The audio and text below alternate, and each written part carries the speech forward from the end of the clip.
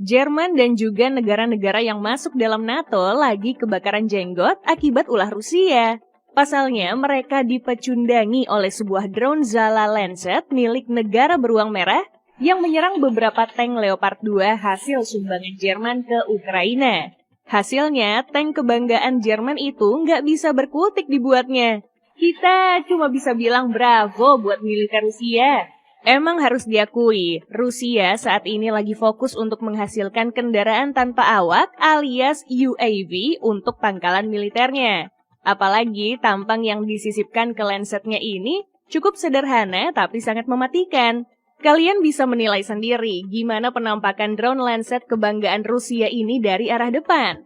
Nah, dari sisi depannya ini, pembuat drone Lancet membenamkan kamera untuk ngasih visual ke pengendali kontrol saat berada di langit-langit. Uniknya, drone besutan Rusia ini menggunakan 4 buah sayap yang berbentuk X, sehingga Lancet bakal lebih lincah ketika bermanuver di udara. Terlebih lagi dengan desain yang ramping dan dibalut warna putih keabu-abuan, drone ini bakal sulit untuk dijatuhkan. Terutama untuk pilihan warnanya, jadi bakal sulit dikenali bila berada di langit. Paling enggak, drone ini bakal terdeteksi oleh radar. Nah, sedangkan di area belakang udah terpasang baling-baling 2 bilah yang digerakkan sama motor listrik. Untuk motor listriknya ini juga cukup ganas saat beroperasi. Bayangin aja, dengan motor listriknya ini, Lancet mampu melaju di kecepatan maksimum 300 km per jam. Bahkan untuk jangkauan operasinya, drone ini mampu menempuh jarak sejauh 40 hingga 70 km. Apalagi nih ya, drone ini punya cadangan daya yang bisa dipakai selama 30 hingga 40 menit. Nah, karena drone ini membawa hulu ledak, otomatis Lancet punya standar bobot yang harus ia bawa. Ya, seenggaknya drone ini bisa membawa beban seberat 1 hingga 3 kg tergantung tipenya. Terus, gimana dengan persenjataannya? Sejatinya sih drone ini nggak punya sama sekali persenjataan. Tapi, ada tapinya nih. Lancet disisipkan hulu ledak seperti high explosive ataupun hulu ledak fragmentasi. Nah, ketika si pemegang kontrol sudah milih target, maka drone itu akan ditabrakan ke alutsista musuh. Sebenarnya sih mirip rudal yang dikasih motor listrik, kamera, dan juga remote control. Jadinya pemakaiannya cuma sekali doang. Padahal nih ya, untuk membuat 1 biji aja, Rusia harus mengeluarkan biaya sebesar 3 juta rubel atau setara dengan 496 juta rupiah. Duh, sekali pakai ngabisin hampir 500 juta. Emang mahal banget ya biaya buat perang. Tapi sejatinya dengan menggunakan UAV ini, Rusia mengklaim kalau mereka malah lebih hemat anggaran militer.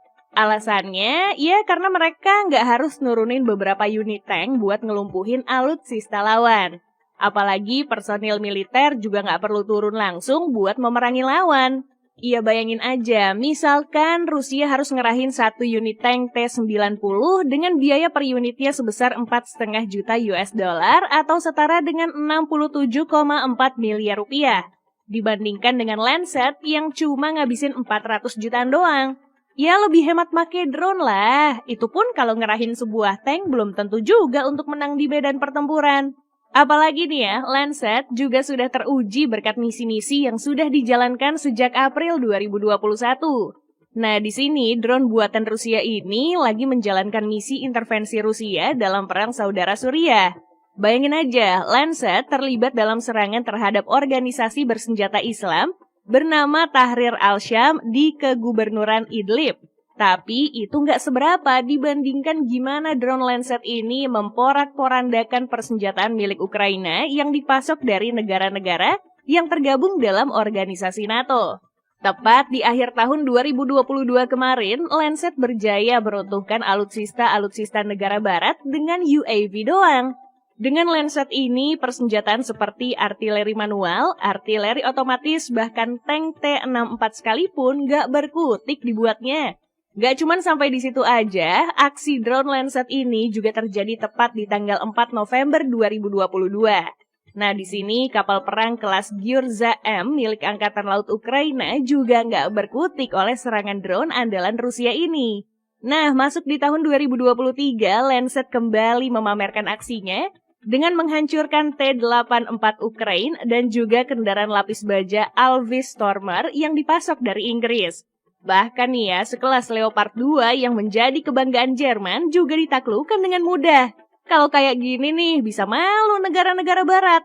Pasalnya, cuman karena drone doang, alutsista-alutsista mereka dikalahkan. Iya nggak? Harus diakui sih, kalau Zala Aero Group sudah berjaya mengembangkan kendaraan tanpa awak ini. Mereka ngembangin dari produk sebelumnya bernama Zala KYB UAV. Nah, setelah dikembangkan dengan sempurna pada Juni 2019, Zala Lancet akhirnya dipamerkan di pameran militer Army 2019 Moskow.